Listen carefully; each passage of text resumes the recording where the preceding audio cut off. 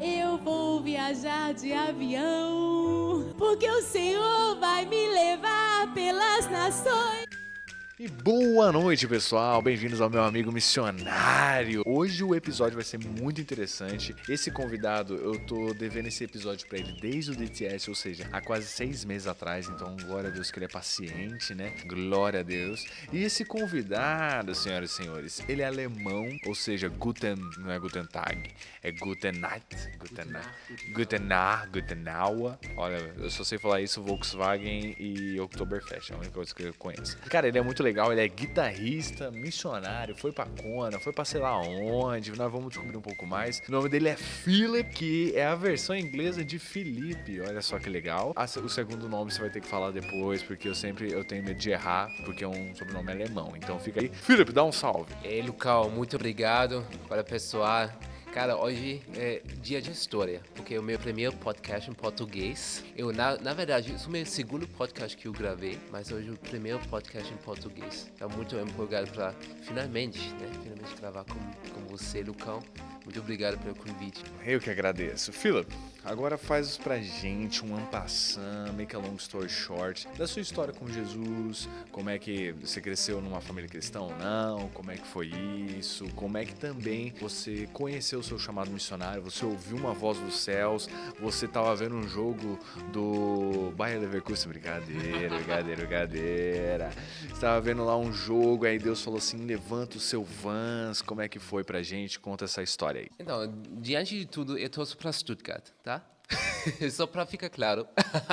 Mas, cara, eu fui criado um lar cristão, graças a Deus. Meu pai era um professor da Bíblia, /pastor também. Eu sempre conhecia Jesus, sempre conhecia as histórias da Bíblia. Sinto privilegiado para crescer um lar com ensinamento bíblico, na verdade. Sempre foi frequentando a igreja, conhecendo a igreja. Meus pais na Alemanha serviram no ministério também.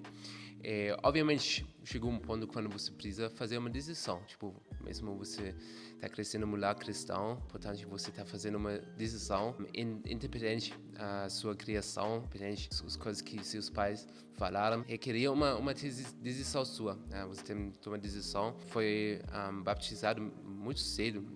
Eu entreguei minha vida muito cedo. Lucas, acho que não tem uma história muito doida, sabe? Como eu nunca me afastei do Jesus ou tive uma vida doida, mas sempre foi uma vida, eu diria, muito protegido, né? Fui pra igreja, servi na igreja. Em 2013, cara, eu tava vivendo minha vida na Alemanha, tava trabalhando como designer, né? Sou formado em design. Em 2013, cara, o Deus falou do nada sobre Havaí.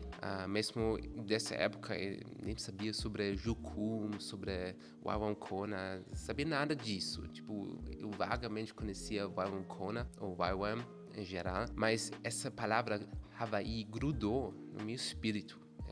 Eu continuava a trabalhar como designer. Quando você precisa entender sobre os jovens na Alemanha, se um jovem na Alemanha quer fazer uma parada como DTS, os pais encorajam ele para começar a trabalhar um pouco e guardar um pouco de dinheiro. Quando o jovem basicamente economizava todo o dinheiro que ele precisava fazer um negócio como DTS ou escola de Bíblia, ele pode ir, obviamente.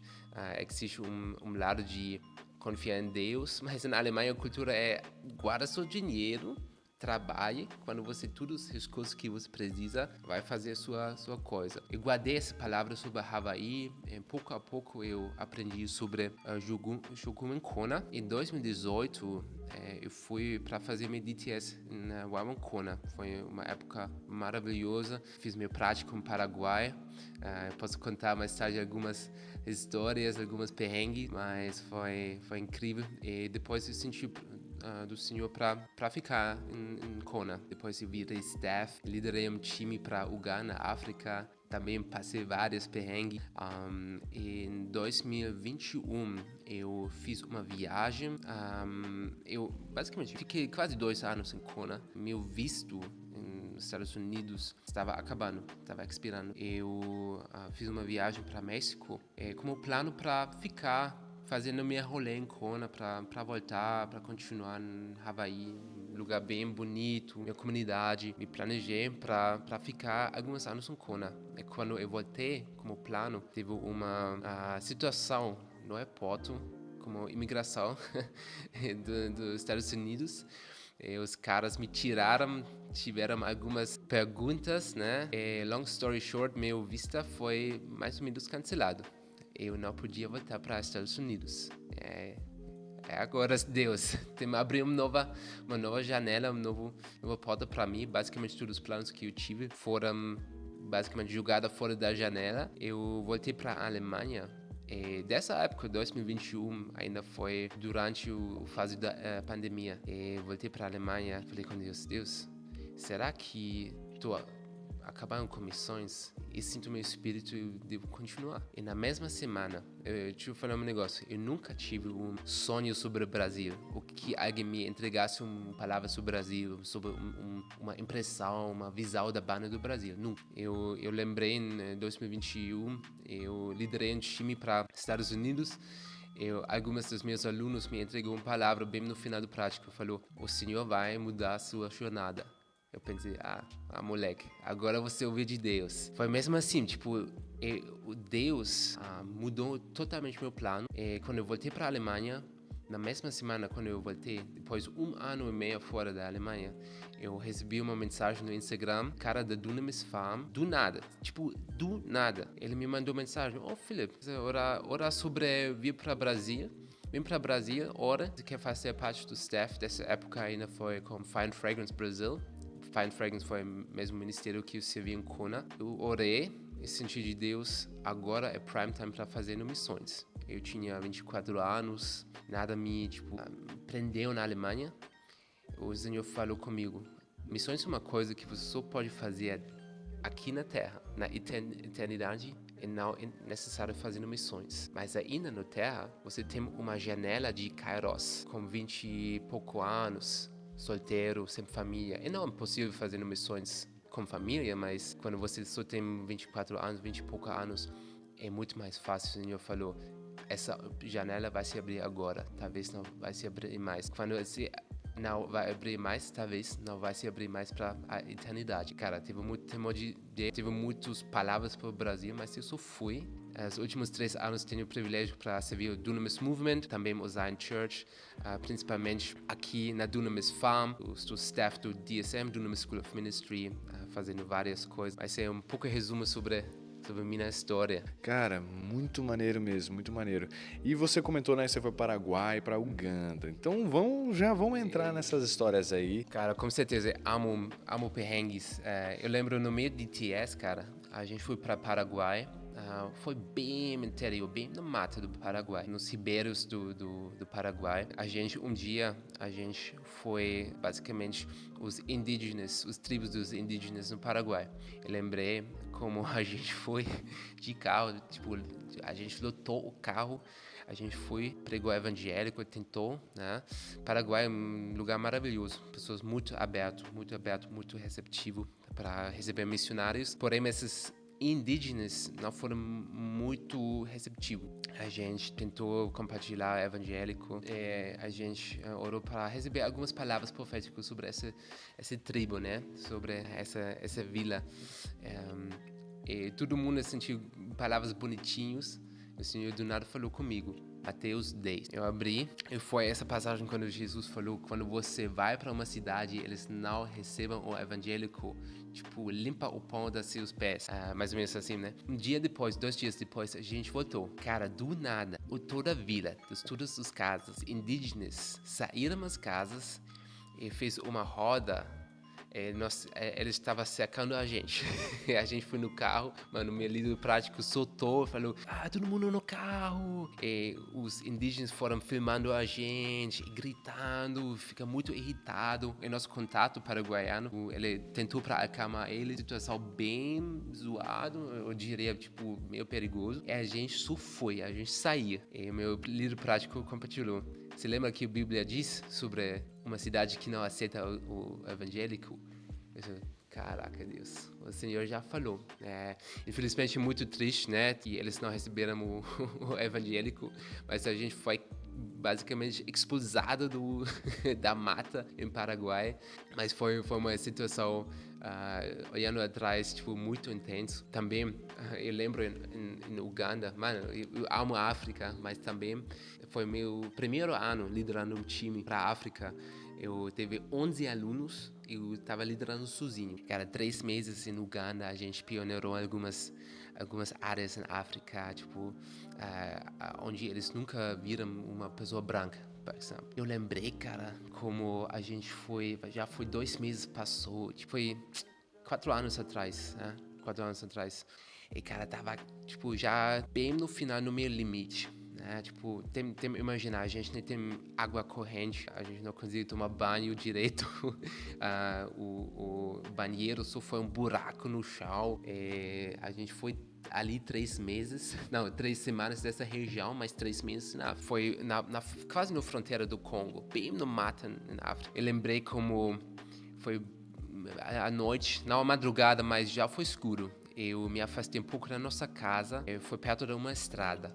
Eu ia pra ali, ganhei meu lead Ancona. Tem algumas coisas no time, eu quero tipo, abafar, né, um pouco, processar um pouco. E do nada viram algumas rapazes, acho que meio bêbado. Eles falaram comigo, tipo, fizeram um pouco bagunça. Eu falei, gente, por favor, tornou ligação. Eles continuaram. Depois veio um cara do nada, da mata. Ele tentou roubar meu MacBook.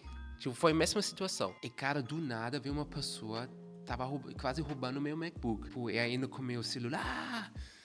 O meu líder no celular. Que Felipe, o que você está fazendo? O que está acontecendo aqui? Graças a Deus, o cara não conseguiu roubar meu MacBook, mas já foi uma situação bem zoada. Entende meu coração? Amo a África, amo os africanos, amo missões na África, mas é um lugar bem intenso. Também, dessa época, alguns anos atrás, e não tive aquela maturidade que eu tenho hoje, me abafei. O que estou fazendo aqui? Quase chorando para meu líder. O que estou fazendo aqui? Blá, blá, blá. Do nada, eu gritei, porque eu senti um bate no meu braço. Fosse alguém batendo como um varal no meu braço. Tipo, teve uma pessoa que estava tentando para me bater, para me roubar. Foi basicamente assaltado na África, no meio do mata, à noite na África. Graças a Deus nada aconteceu, mas foi uma situação olhando atrás, cara, que perrengue. E, cara, esse prático, mano, perrengão, né? A gente, os últimos dias na África, a gente foi roubado no nosso van na capital. Teve 2 alunos que foram roubados do celular, do bolso. A gente foi testado pelo parasito, velho. Tipo, a gente teve, metade do meu time teve um parasito, mas dá pra curar, mas tem que tomar remédio, mas um parasito na barriga. Cara, foi basicamente o mesmo semana quando anunciou a pandemia, né? E, cara, a gente basicamente foi evacuado fora da África. Foi a semana mais estressada na minha vida, mas eu aprendi muito sobre liderança. Obviamente, esses perrengues, tipo, olhando atrás, histórias, né, que gosto de relembrar, mesmo no momento tem sido muito difícil, muito desafiador, mas, cara, essas histórias são os pedaços da vida de missionário. Rapaziada, assim, eu fiquei sem reação, porque vocês não estão ligados, o áudio ele não consegue exprimir a minha reação de que isso, mano. Mano, o cara foi quase assaltado uma vez, depois começaram a bater pra assaltar pela segunda vez, foi assaltado, na verdade, na terceira vez, e ainda pegou doença, verme, sei lá o que. Eu fui testado também, quando eu me testei na África pelo parasito, foi negativo. Mas em Kona foi positivo, mas o remédio é muito mais caro, tá ligado? Você dá pra curar, pra matar esse negócio, mas, cara, um parasito bem zoado, velho. Porque sintomas, mas esse negócio tá longo prazo, tá machucando sua coluna, tá enfrentando gravidez das mulheres, tipo um parasito bem zoado. Se você toma remédio na hora, dá pra curar. Mas esse parasito, cara, ele vem pelo água sujo, Você toma banho, porque, cara, ali na África, a gente não teve chuveiros, uma ducha, velho. Tipo, a gente jogou um balde e tomava banho. Inclusive, eu tenho uma foto até hoje, eu dormia do lado do chuveiro. Basicamente, foi um buraco. E, às vezes, tem pessoas que fizeram banheiro também, sabe? Ou seja, rapaziada, toma cuidado. Se você for fazer missões em África, pelo amor de Deus, toma cuidado com a água. Dá uma olhadinha depois, a cada semana, sei lá, faz um teste de alguma coisa pra não dar ruim, rapaziada. Pelo amor de Deus. E, fila, agora beleza. Paraguai, Uganda, treta, porrada, liderança. Cresceu em liderança, glória a Deus nisso. Agora, o que você tá fazendo aqui no Dunamis? Você tá liderando prática? Como é que tá esse negócio aí? Sim, então, como eu falei, eu tô aqui com Dunamis 3 anos. E 2 anos atrás, o privilégio para fazer no Dunamis Tracks, que é uma programação dentro do movimento Dunamis, uma programação para desenvolvimento de liderança. Eu tive o privilégio para ficar perto da liderança, fazendo estágio, fiz meu estágio com Dennis Coelho, ele é o líder operacional do Dunamis. Mudou minha vida, esse estágio, mas também essa programação, Dunamis Tracks. E nada na minha vida me mudou como esse ano. Em São Paulo, vivendo com jovens ao redor do Brasil, também fora do Brasil. Pelo ano, tive o privilégio para olhar atrás dos bastidores do Zion Church, do Dunamis Movement. E cada parada que Dunamis faz, você faz ser parte. Foi um ano de desenvolvimento, de investimento em mim. Depois, ano passado, eu fiz várias coisas, basicamente, servindo muito no time de adoração. Ano passado a gente fez uma tour dentro do Brasil para alcançar jovens, para missões.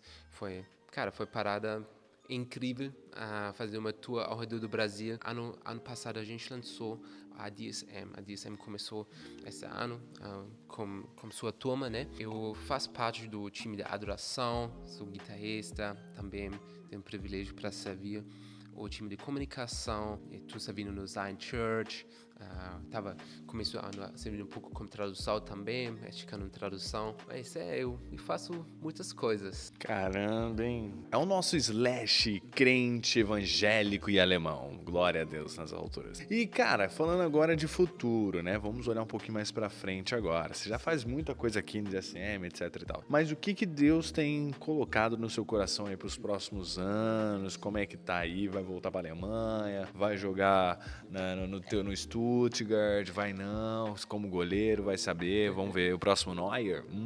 Acho que o próximo Neuer não. Não estou muito bom no gol. Poderia ser melhor, mas, cara, obviamente, Deus tem falado comigo sobre o futuro. Agora é uma temporada muito crucial. E não estou indo agora muito em detalhe, porque algumas coisas estão estabelecidas ainda, mas eu sei que esse lugar me criou como líder. Eu amo o movimento Dunamis. E, cara, eu sei que a gente está vivendo aqui, a gente precisa em vários lugares. Eu amo o Brasil. Eu sempre oro que o Brasil não se torna só um instante na minha história. Eu sou um lugar aleatório na minha história. Eu amo o Brasil demais. Para mim, eu sempre quero manter o Brasil como um lar, mas também, cara, nosso movimento, você sabe, a gente está vivendo expansão. Quando você tem um lugar com muitos líderes, é importante para espalhar conhecimento, unção, a liderança.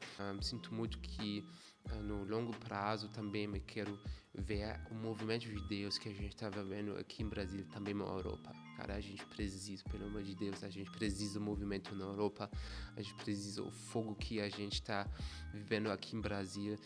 Mas além do fogo, além do avivamento, o que eu amo sobre nosso ensino Dunamis é basicamente essa mentalidade de transformação. Sim, a gente está cheio de Espírito Santo, a gente está movendo no sobrenatural, mas também a gente coloca isso nas 7 esferas da sociedade. Eu tenho muitos sonhos sobre artes e entretenimento, também sempre manter um pé na igreja e um pé nas esferas da sociedade, né? O meu coração queima muito para engajamento bíblico também, para engajar nossa geração com bíblico, e também quero ver a Alemanha, quero ver uma a igreja saudável na Alemanha. Eu oro um dia, a gente vai ter Zion Church na Alemanha, é o meu sonho. Estou orando muito para ver isso. Bom demais, cara, bom demais. Sim, amém. Sim, amém, cara, porque em nome de Jesus a Europa vem ser transformada e nós faremos parte desse negócio. Europe shall be saved, in Jesus' name. Agora, meu nobre,